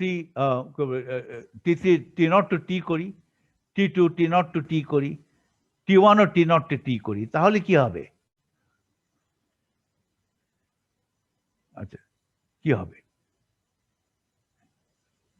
সাপোজ তাহলে আমি যখন ইন্টিগ্রেশন করছি, আমি ইন্টিগ্রেশনের পুরো হাইপার প্লেনের সব জায়গায় করছি T0 to T, T1 varies from T0 to T, T2 varies from T0 to T, T3 varies from T0 to T। এখন আমি এই ভ্যারিয়েশন করার সময়, ইন্টিগ্রেশন করার সময় T2 T1 এর চাইতে ছোট বড় হতে পারে, তাই কোনো অর্ডারিং নাই। এখন T1 T2 T3 কোনো অর্ডারিং নাই। এই জায়গায় আমি হাইপার প্লেনের কোন জায়গায় আছি? যেই জায়গায় হাইপার প্লেনের সেই রিজন আছে যেখানে T1 T0 টু T এর মধ্যে অবস্থান করে, যেখানে T2 T0 থেকে T অবস্থান করে, যেখানে T3 T0 টু T অবস্থান করে। বড় ছোট কোনো অর্ডারিং নাই এখন। কিন্তু আমার তো এখানে ছিল অর্ডারিং ছিল 1 বিগার দেন T2, এখানেও তাই। T1 অবস্থান করে T0 টু T এর মধ্যে, T2 অবস্থান করে T0 টু T এর মধ্যে, T3 অবস্থান করে T0 টু T এর মধ্যে। কিন্তু ওই জায়গা যেটা T0 টু T, ওই ভলিউমের পুরো ভলিউমের সব জায়গায় ইন্টিগ্রেশন করছে না। পুরো ভলিউমের শুধু সেই রেস্ট্রিক্টেড রিজিয়নে যেখানে T1 বিগার দেন T2 বিগার দেন T3 সেই জায়গায় আমার ইন্টিগ্রেশনটা হচ্ছে। কিন্তু এইটা করলে সব জায়গাতে ইন্টিগ্রেশন হচ্ছে ওই ভলিউমে। যেই ভলিউমে T1 এর মান T0 টু T তে যায়, মান T0 টু T তে যায়, T3 মান T0 টু T যায়, পুরো ভলিউমের উপর ইন্টিগ্রেশন করছি। সেই ভলিউমে কোনো কোনো জায়গা আছে যেখানে T2 T1 এর ছোট, কিছু জায়গা আছে যেখানে আবার T2 T1 এর চাইতে বড়। আমি তো ইন্টিগ্রেশন করছি যেখানে T2 T1 এর চাইতে ছোট, T2 T1 এর চাইতে বড় হয়ে গেল, তো সেটা এখানে ছিল না। সেই রিজন তো আমার ইন্টিগ্রেশন করি নাই আমি। তাহলে সেটা এই টাইম অর্ডারিং মেনটেন করার জন্য এই থেটা ফাংশন দিয়ে দিলাম, দুটো থেটা ফাংশন দিয়ে দিলাম, theta T1 minus T2, theta T2 minus T3। এখন আমি বলছি T1 T2 T3 তিনটাই একই রেঞ্জের মধ্যে ভ্যারি করতে পারে, T0 to T, T0 to T, T0 to T। কিন্তু ওই ভ্যারিয়েশন করার সময় যদি কখনো কখনো T2 T1 এর চাইতে ছোট হয় অথবা T3 T2 তে ছোট হয়, সেই জায়গায় T1 এটা পুরোটা জিরো, ইন্টিগ্র্যান্ড জিরো। তাহলে এফেক্টিভলি এই থেটা ফাংশন আমাকে বলে দিচ্ছে এফেক্টিভলি তুমি সেই রিজনের উপর ইন্টিগ্রেট করো যেখানে T1 T2 চাইতে বেশি হবে এবং T2 T3 চাইতে বেশি হবে। তাহলে আগেরটাই এই রেস্ট্রিকশন ছিল T1 larger than T2 larger than T3। একই রেস্ট্রিকশন এখানে আছে। এইখানে রেস্ট্রিকশন আমি লিমিট দিয়ে করেছি, এখানে রেস্ট্রিকশনটা করেছি থেটা ফাংশন দিয়ে। তুমি বলতে পারো আমি ইন্টিগ্রেশন করে যাচ্ছি, ঠিকই ওই সমস্ত জায়গাতে আমি ইন্টিগ্রেট করে যাচ্ছি যেখানে T2 T1 এর চাইতে বড় এবং T3 T2 চাইতে বড়, কিন্তু সেই সমস্ত জায়গায় ইন্টিগ্রেন্টটাই শূন্য। ইন্টিগ্রেট করে যাচ্ছ কিন্তু ইন্টিগ্রেন্ট শূন্য, এতে ইন্টিগ্রেট করা না করা একই কথা, রেজাল্ট তো শূন্য আসছেই। শুধু নন জিরো রেজাল্ট আসবে সেই জায়গা থেকেই, ওই T1 টু T3 হাইপার প্লেনের সেই রিজন থেকেই, যেই রিজনে T1 is bigger than T2 এবং T2 bigger than T3, যেটা আগেই ছিল। এটা করলে সুবিধা হলো সবগুলো টার্মের লিমিট আইডেন্টিক্যাল হলো, সবগুলো ভ্যারিয়েবলের লিমিট আইডেন্টিক্যাল হলো T0 টু T। কিন্তু ওই সেকশন যেটা time ordering restriction T1 larger দেন T2 লার্জ, ওটা মেনটেন করলাম বাই দি থেটা ফাংশন। এখন বলো, এটা আমি করে নিলাম। তুমি লিমিট চেঞ্জ করতে পারো, লিমিটটা চেঞ্জ করতে হবে এবং তারপরে পারমিট করতে হবে, অথবা পারমিট করতে হবে তারপরে লিমিট চেঞ্জ করতে হবে, লিমিট আইডেন্টিক্যাল করতে, একই কথা। এটা করলাম। এখন তো 1 2 3 dummy variable, I can change the variables, I could permute the variables in any manner I like।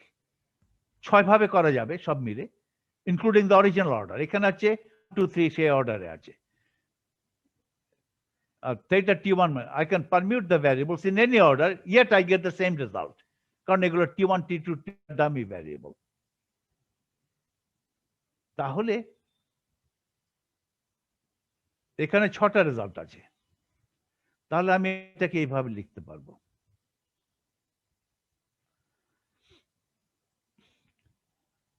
ছয়টা গুলো সাম করতে হবে, তাহলে আমি এইভাবে লিখছি, ধরো -i/h³ h² ওটা কমন ফ্যাক্টর 3 ফ্যাক্টোরিয়াল, 6 ভাবে পারমিট করলাম তো 3 ফ্যাক্টোরিয়াল 6, এটাকে 6 ভাবে লিখে 1 2 3 পারমিট করে 6টা টার্ম আসবে, 6টা টার্ম যোগ দিতে হবে, যোগ দিয়ে আবার 6 দিয়ে ভাগ দিতে হবে, তাহলে T3 সমান হবে 6টা আইডেন্টিক্যাল টার্মস। তাহলে 1/3 ফ্যাক্টোরিয়াল এটা কমন টার্ম, dt1 dt2 dt3টাও কমন টার্ম, কারণ এখানে লিমিটটা সেম করে দিয়েছি। আর এগুলো 6 ভাবে পারমিউট করতে হবে, 6 ভাবে। তাহলে পারমিউট করতে গেলে ভাবে করব, সাম নোটেশনে করা ভালো। সাম sigma belongs to S3, theta T sigma 1 sigma 2, theta T sigma 2 sigma 1, H T, এটা বুঝতে পারছো তো? Sigma, they are elements of S3. কয়টা এলিমেন্ট আছে? 6টা। Because I can permute 3 objects in 3 different ways. Or I could order 1 2 3, I could order T1 T2 T3, এই অর্ডারিংটা left to right আমার ইকুয়েশনে, I could order T1 T2 T3 in 6 different ways. তাহলে sigma has 6, sigma varies over 6 functions or 6 orders of S3. প্রথম ordering হচ্ছে original অর্ডারিংটা same রাখো, 1 2 3 original order ছিল, same রাখো। তাহলে সিগমা ধরো প্রথমটা নেবা, sigma 1 equal to 1, sigma 2 equal to 2, ordering same রাখছি, sigma 2 equal to 2, sigma 3 equal to 3। তাহলে এটা হচ্ছে theta T1 minus T2, theta T2 minus T3, HT1, HT2, HT3। তারপরে পারমিট করা শুরু, 1 2 3 থেকে 2 3 1 করো। তাহলে সিগমা 1 হয়ে যাবে 2, সিগমা 2 হয়ে যাবে 3, সিগমা 3 হয়ে যাবে 1।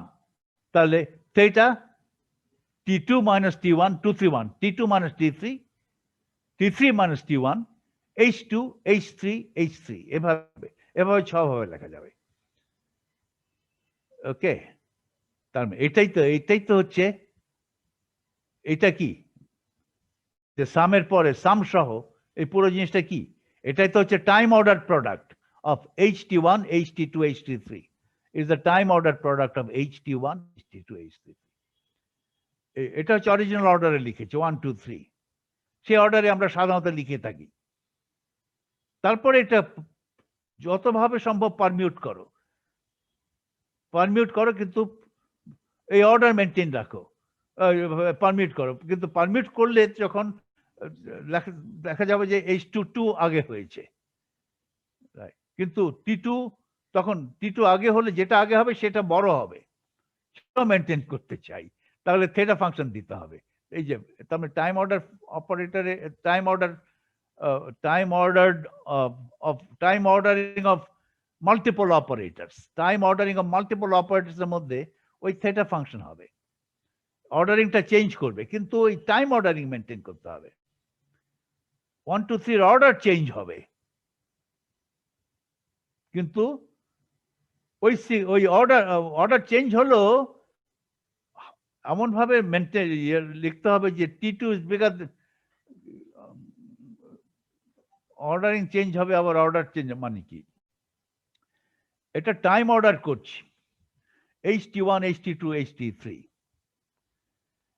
এই প্রোডাক্ট অফ H এমন ভাবে লিখতে হবে যেখানে টাইম অর্ডারিং মেনটেন হয়। তার মানে এখন ধরো, এখন যদি অর্ডারিংটা চেঞ্জ করো, 1 2 3 এই সিম্বলের যদি চেঞ্জ করো, কিন্তু টাইম অর্ডারিং মেনটেন রাখতে হবে। সিম্বল চেঞ্জ হলো, টাইম অর্ডারিং মেনটেন করতে হবে। তা 1 2 3 পরিবর্তে যদি 2 3 1 লেখো, এভাবে 6 ভাবে লেখো, এই সিম্বল গুলো পরিবর্তন 1 2 3 6 ভাবে পরিবর্তিত হবে, কিন্তু সময়ের অর্ডারিং সেম রাখতে হবে। এখন যদি প্রথম টার্মটা হবে HT1, HT2, HT3, তবে T1 লার্জার দেন T2, লার্জার দেন T3, সেই অর্ডারিং, সেই টাইম অর্ডার মেনটেন করতে হবে। তারপরে সিম্বল গুলো আবার পরিবর্তন করো, 1 2 3 পরিবর্তে 2 3 1 লেখো, কিন্তু এখন কিন্তু T2 is bigger then T3, bigger then T1 হতে হবে। এখন তুমি ওই হাইপার প্লেনের অন্য জায়গায় গেলে সেটা আবার থেটা ফাংশন দিয়ে মেনটেন করতে হবে। যাই হোক, এটা তো আমরা গত ক্লাসে ডিফাইন করেছিলাম টাইম অর্ডার প্রোডাক্ট কি। এটা এটা হচ্ছে time order product of three operators, HT1, HT2, HT3. Okay.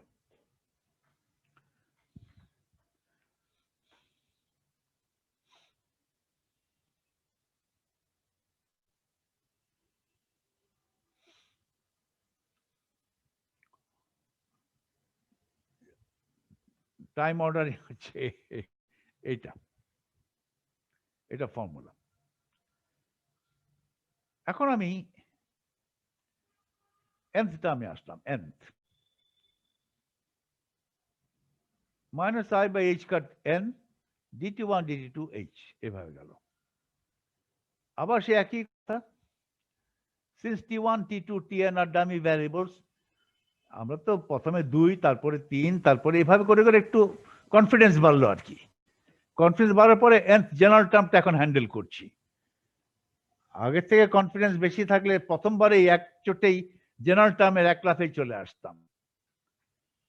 Tn, এইটা T1 T2 T3 are dummy variables. We can permute them in any order without changing the value of Tn. একই কথা আবার বলছি আর কি।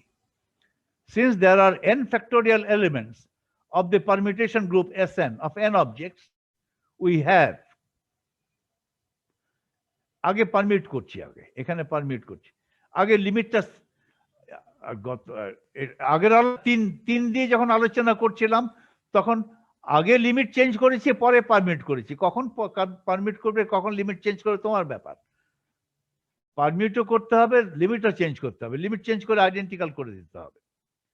আমি এখানে অন্যভাবে করছি আর কি, তোমাদের জাস্ট ইলাস্ট্রেট করার জন্য।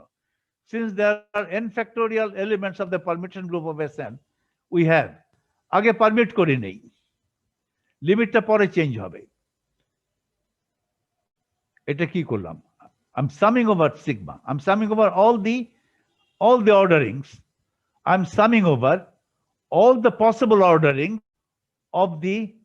of n objects. এক একটা অর্ডারিং হচ্ছে their elements of the permutation group of n objects, Sn, S মানে permutation group of n objects. Sigma is a particular ordering, বলতে পারো sigma is a particular ordering of n objects. তাহলে sigma কত সংখ্যক sigma আছে, n factorial সংখ্যক sigma আছে। So sigma is a member of Sn. Sn is the permutation group of n objects. তাহলে dt sigma 1, sigma 2, sigma 3. First ordering এ হচ্ছে 1 2 3। তাহলে first ordering A sigma 1 is equal to 1, sigma 2 is equal to 2, sigma n equal to n. Sigma গুলোকে একটা function হিসেবে চিন্তা করতে পারো। Sigma acting on object 1 gives me object 1, এভাবে যা। ওকে, first ordering A sigma 1 2 3, sigma 1 is equal to 1, sigma 2 equal to 2, sigma, এইভাবে n factorial ordering করা যাবে। ht sigma 1 এইভাবে করে h sigma 3। এখানে দেখো লিমিট দেখো t0 to t sigma n minus 1। Say ordering A sigma n minus 1 মানে tn minus 1 কি হয়েছে, n minus 1 কি হয়েছে, n minus 1 যদি 2 হয় তাহলে t sigma n minus 1 is equal to 2।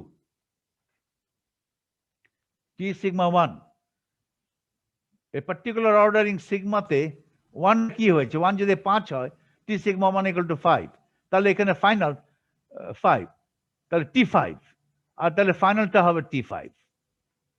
এইভাবে আর কি, এভাবে n ফ্যাক্টোরিয়াল অর্ডারিংস আছে। আমি আগে এখানে অর্ডারিংটা করলাম, পারমিটেড, তারপরে লিমিট করে দিলাম, এই যেটা এইখানে লিমিটটা আইডেন্টিক্যাল করে দিলাম t0 to t। এটা পরে করলাম, অর্ডারিংটা আগে করলাম। কোনটা আগে করবে কোনটা পরে করবে তোমার ব্যাপার। এখন যেহেতু সব ইয়ে হয়ে এই সামটা আমি এখন ভেতরে নিয়ে আসলাম, এই সামটা আমি ভেতরে নিয়ে আসলাম। ভেতরে আনা যাবে, কারণ এখানে তো সবগুলো টি নট টু টি নট, এটা তো সেম, এটা সেম ভলিউম, এটা তো একটা ভলিউম হয়ে গেছে। যাই অর্ডার করো না কেন সেম অর্ডার, ইন্টিগ্রেশন রিজন কিন্তু সেম থাকছে। এখানে অর্ডারিং যাই হোক না কেন, সিগমা 1 সিগমা 2 সিগমা 3, এখানে সিগমাগুলোর অর্ডারিং যাই হোক না কেন, ওকে, অর্ডারিং যাই হোক না কেন, ইন্টিগ্রেশন রিজন তো চেঞ্জ হচ্ছে না, কারণ সবগুলো টি এর সবগুলো ভ্যারিয়েবলের তো সেম হয়ে গেছে, টি নট টু টি। ওকে, তাহলে এই হাইপারপ্লেনের ভলিউম কত?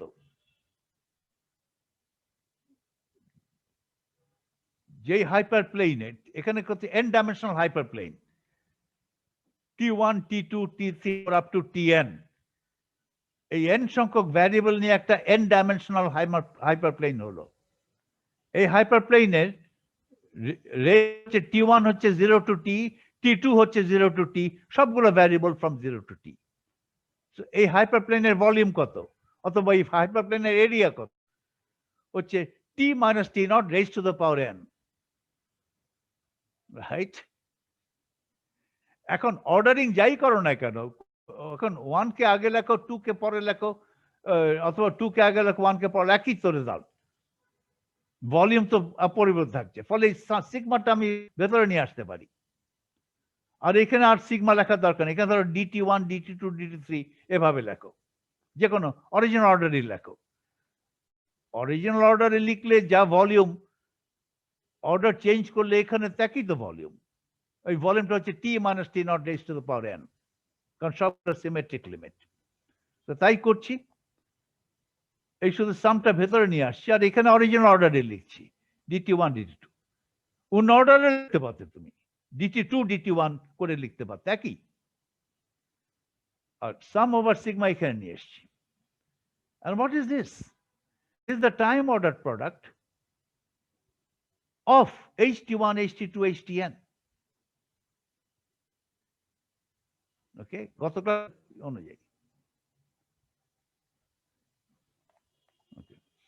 এখানে T1 T2 ভিন্ন ভিন্ন অর্ডারে লিখবে, কিন্তু যে অর্ডারে লেখো না কেন তোমাকে এনশিওর করতে হবে যে অর্ডারই লেখো না কেন তোমাকে এনশিওর করতে হবে যে বড় সময়টা বাঁয়ে, ছোট সময়টা ডানে, সেটা ফাংশন দিয়ে এনশিওর করবে এইখানে। তার কারণ আমার লিমিটটা তো এখানে আইডেন্টিক্যাল, লিমিট দিয়ে আর এনশিওর করছি না যে বড় ফাংশনটা, বড় টাইমটা, বড় টাইমের জন্য এইচটা বাঁয়ে, ছোট টাইমের জন্য এইচটা ডানে, এটা এনশিওর করতে হবে। এটা এনশিওর করছি আমরা সেটা ফাংশন দিয়ে, ফলে সেটাকে time order product nth term, সেই জন্য time order product of H Hamiltonian, n হ্যামিল্টনিয়ানস, HT1 HT2 HTN। এই আর্গুমেন্টের ভিতরে কিন্তু অর্ডারটা যে কোনো অর্ডারে লিখলে একই কথা, অরিজিনাল অর্ডারে লেখাটাই সুবিধাজনক বলে এভাবে লিখেছি 1 2 up to n। এখানে যে কোনো অর্ডারে লিখতে পারতে এখানে, কারণ আমি তো টাইম অর্ডার প্রোডাক্ট করছি। টাইম অর্ডার প্রোডাক্ট আবার তো সাম ওভার সিগমা আছে। তাহলে কি দাঁড়ালো ফাইনালি? এটা আমার ফাইনাল রেজাল্ট। কটা বাজে? 1:53, ঠিক আছে, হয়ে যাচ্ছে। এই দাঁড়ালো সাম অফ অর্ডারস এবং nth অর্ডার টার্মটা হচ্ছে এটাই final result. Okay, n equal to 1 2 3, অথবা n equal to 0 করতে পারতাম। এখানে 0 মানে হচ্ছে আইডেন্টিটি। এটাকে বলে ডাইসন সিরিজ, এটাকে বলে এভাবে লেখা যায় ডাইসন সিরিজ। এবং ডাইসন সিরিজ, এটা প্রথম ডাইসন দেখিয়েছিলেন। এই টাইম অর্ডার কিন্তু ডাইসনেরই ইয়ে করা, ডাইসনে ইন্ট্রোডিউস করেছিলেন। Tn কে যে কোনো অর্ডারে Tn কে এইভাবে লেখা যাবে as a time order, as the integral over time ordered products of Hamiltonians। এটাকে আমি অনেক সময় এইভাবে লিখি আর কি, এটা একটা সিম্বলিক ওয়েতে লেখা। এইভাবে লিখতে সময় লাগে, এই জন্য সিম্বলিক ওয়েতে লিখছি। এটা এক্সপোনেনশিয়াল, এটা তো IH কাট। এক্সপোনেনশিয়াল টার্মকে যদি আমি এক্সপ্যান্ড করি, প্রথমে তো আইডেন্টিটি, তারপরে ফার্স্ট অর্ডার, তার second order. E to the power x মানে হচ্ছে 1 plus x square by 2 factorial plus x cube by 3 factorial. Okay, এই ফ্যাক্টোরিয়াল তো আছে, এটা তো এই ফ্যাক্টোরিয়াল তো আছে। ওকে, ফলে তো এক্সপোনেনশিয়াল ফাংশন হচ্ছে। কিন্তু যে কোনো এগুলো এটা স্কোয়ার হবে, স্কোয়ার করা মানে হচ্ছে দুইবার ইন্টিগ্রেট করা। ইন্টিগ্রেশন করার সময় আবার টাইম অর্ডার মেনটেন করতে হবে। এটাই সিম্বলিক্যালি এখানে বলা আছে, টি টাইম অর্ডার অপারেটর দেওয়া হয়েছে। এই অ্যাজ ইফ এই এক্সপোনেনশিয়াল ফাংশনটার টাইম অর্ডার প্রোডাক্ট করছি, এটা symbolic way. We can symbolically right এই পাওয়ার সিরিজটাকে, এই ইনফিনিট সিরিজটাকে সিম্বলিক্যালি এক্সপোনেনশিয়াল করে লিখছি আর কি। ওকে, এইভাবে সিম্বলিক্যালি অনেক লাগে। এটা টাইম অর্ডার করে লিখতে হবে। তার মানে প্রতিটা টার্ম, প্রতিটা অর্ডারে আমাকে টাইম অর্ডারিং মেনটেন করতে হবে। ওকে, এটা সিম্বলিক লেখা, এইভাবে একটু কনফিউশন আছে, এটা ঠিক এক্স্যাক্টলি ঠিক হয়নি। ওকে, এভাবে লিখি আমরা। তবে একটা জিনিস খেয়াল করে, এখানে একটা যেটা প্রবলেম, এইটি মানে কি? এটা লোকে ম্যাথমেটিশিয়ান দেখলে তো আমাকে শূন্য দিয়ে দেবে। এটা 10 মার্ক থাকলে আমাকে দিয়ে দেবে শূন্য, 0 আউট অফ 10। ম্যাথমেটিশিয়ান হলে এরকম করে। ফিজিসিস্ট আমরা অনেক বেশি আমরা এটা শূন্য দেব না, 10-এ 10ই দিব। ওকে, কিন্তু এখানে একটু প্রবলেম আছে, ঠিক আছে, প্রবলেম আছে, কারণ ক্যাশ অফ নোটেশন। এইটি আর এইটি এক না, এইটি হচ্ছে বলে টাইম অর্ডারিং, এইটি হচ্ছে টাইম ইভলিউশন অপারেটর। এখানে যদি ইউ দিয়ে থাকতো তাহলে ঠিক ছিল, কিন্তু তুমি ইউ দিতে চাও না, তুমি এখানে যদি ক্যাপিটাল টি দাও এখানে পরিবর্তন করে দিতে পারো। এখানে ক্যাপিটাল টি দিয়ে টাইম অর্ডারিংটাকে ক্যাপিটাল টি না দিয়ে অন্য সিম্বল দিতে পারো। ডাইসন কিন্তু অরিজিনাল দিয়েছিলেন সিম্বল পি। তুমি আবার এখানে কিন্তু কোন বেশিরভাগ কোয়ান্টাম ফিল্ড থিওরিতে এটাকে ইউ দিয়ে প্রকাশ করে এবং এটাকে টি রাখে, টাইম অর্ডারিং টি রাখে। ওকে, যাক, এটা একটা শর্টকামিং, এটা খেয়াল রাখতে হবে। এই শর্টকামিং ওভারকাম করার জন্য তুমি এটা করতে পারতে, এই টাইম অর্ডারিং, এখানে টাইম অর্ডারিং টি না বলে পি, একটা আরেকটা সিম্বল দাও পি, অথবা টাও টাইম অর্ডার, অথবা পি। পি দিলেও একটা অসুবিধা আছে, পি লোকে ভাবে পারমিউটেশন। ওকে, পারমিউটেশন তো করছি, এইচ এর পারমিউটেশন করছি না, H K time order, H এর পি পারমিউটেশন করছি, শিওর, ভিন্ন ভিন্ন অর্ডারে লিখছি, তাহলে পি দাও, তাও যেতে পারতো। এটাকে পারমিট করে লিখছি, কিন্তু পারমিট করে লেখার পরেও কিন্তু টাইম অর্ডারিং মেনটেন করতে হবে। তার মানে বড় সময়টা বাঁয়ে, ছোট সময়টা ডানে, পারমিট করছি, পি দিতে পারতে, পি দেওয়াটাই ভালো ছিল। ডাইসন পি দিয়েছে, আমিও পি দিতে চেয়েছিলাম, ভুলে গেছিলাম যখন নোটটা লিখছিলাম। হাতে লেখা নোট তারপর চেঞ্জ করা যায় না, টাইপ করলে টাইপের পর চেঞ্জ করা যেত। সুতরাং এখানে তুমি যখন প্রথমেই যখন টাইম ইভলিউশন অপারেটর আমরা আলোচনা করছিলাম, এইখানে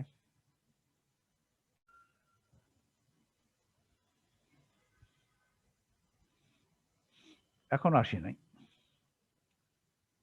time order product, time evolution operator না, টাইম অর্ডার প্রোডাক্টের সংজ্ঞা। Time order product is defined as, এখানে টি না হলে পি দিতে পারতাম, পি। ওকে, পারমিট করে লিখবো, কিন্তু পারমিটেশন এমন হবে যে যখন T1 T2 চাইতে বড় এটা বায়ে থাকবে, আর যখন T2 T1 চাইতে বড় ওই H2 বায়ে থাকবে। এইটাই টাইম অর্ডারিং, আসলে এইটা আমি পারমিউট করে লিখছি। ওকে,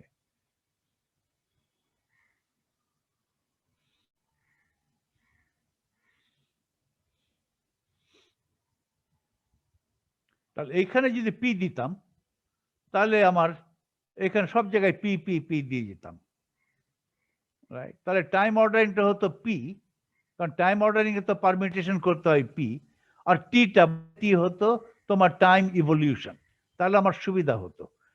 সেটা করি নাই বলে পরে আমাকে ওই নোটটা দিতে আমি বাধ্য হয়েছি আর কি, এই নোটটা দিতে বাধ্য হয়েছি।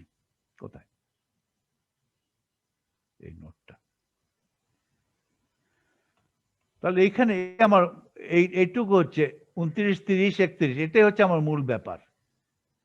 আর এটা সিম্বল, এই এক্সপোনেনশিয়াল দিয়ে লেখা, এই লেখাটাও ভুল। এখানে পি দিলেও ওই লেখাটা ভুল হতো, কিন্তু আমরা লিখি সাধারণত এরকম লিখি। ঠিক আছে, এটা তো একটা অনেকটা এক্সপোনেনশিয়ালের মতোই হচ্ছে। প্রতিটা টার্ম একটা টাইম অর্ডার প্রোডাক্ট, প্রতিটা টার্ম টাইম অর্ডারিং প্রোডাক্টের, হ্যামিল্টনিয়ানের টাইম অর্ডার প্রোডাক্টের ইন্টিগ্রেশন। এইটা টি এখানে দিলে মনে হবে যে এই ইন্টিগ্রেশনের টাইম অর্ডার প্রোডাক্ট করছো, না, আমি আসলে হ্যামিল্টনিয়ানের টাইম অর্ডার করছি। সেকেন্ড অর্ডারের 2টা আছে, থার্ড অর্ডারের 3টা, ফোর্থ অর্ডারের 4টা, এইভাবে ওগুলোরই টাইম অর্ডার করছি। হ্যামিল্টনিয়ানের প্রোডাক্টগুলোর অর্ডার করছি, ইন্টিগ্রেশনের প্রোডাক্ট করে টাইম অর্ডার করছি না।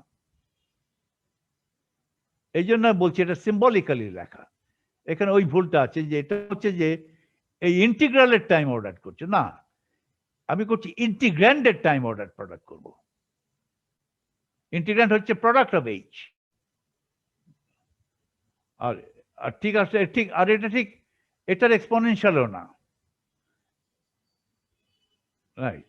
এটা এক্সপোনেনশিয়াল করো তাহলে এই পুরোটার স্কোয়ার করতে হবে, ইন্টিগ্রাল পুরোটার স্কোয়ার। আসলে পুরোটার ইন্টিগ্রালের স্কোয়ার তো না, nth অর্ডার কি পুরো ওই একটা ওই ইন্টিগ্রালের raise to the power n, তা তো না।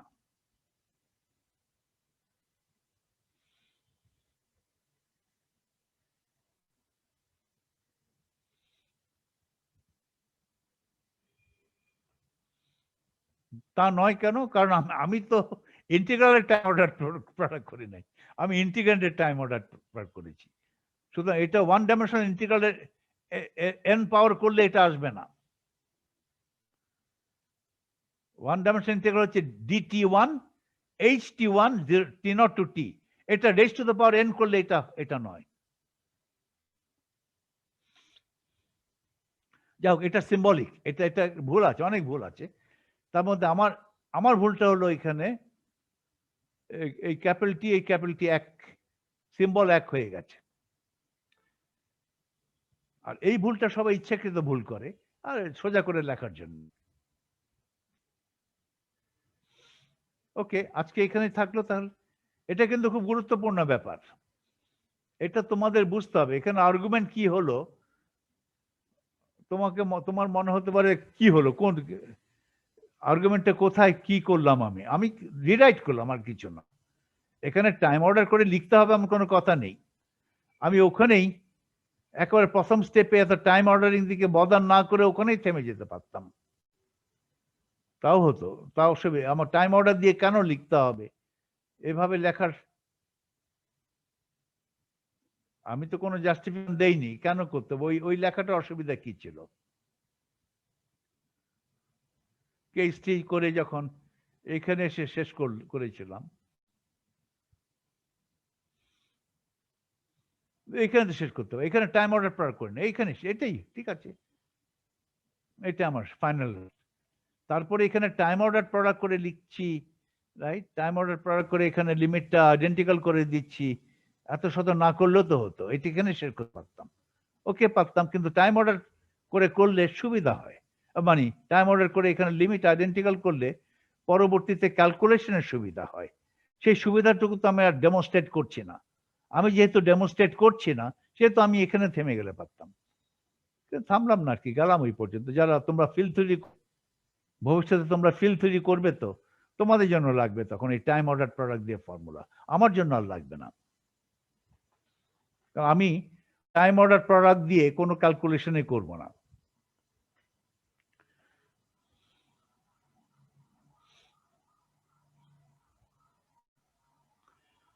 এটা জাস্ট ফিল থিওরির কথা মনে রেখে করেছি আর কি, আর কিছু না।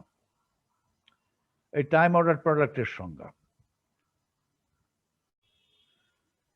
তোমরা যখন ফাইনম্যান ডায়াগ্রাম করবে পারটারবেশন থিওরি দিয়ে, এটাই হবে তোমার স্টার্টিং পয়েন্ট, এটাই হবে তোমার স্টার্টিং পয়েন্ট।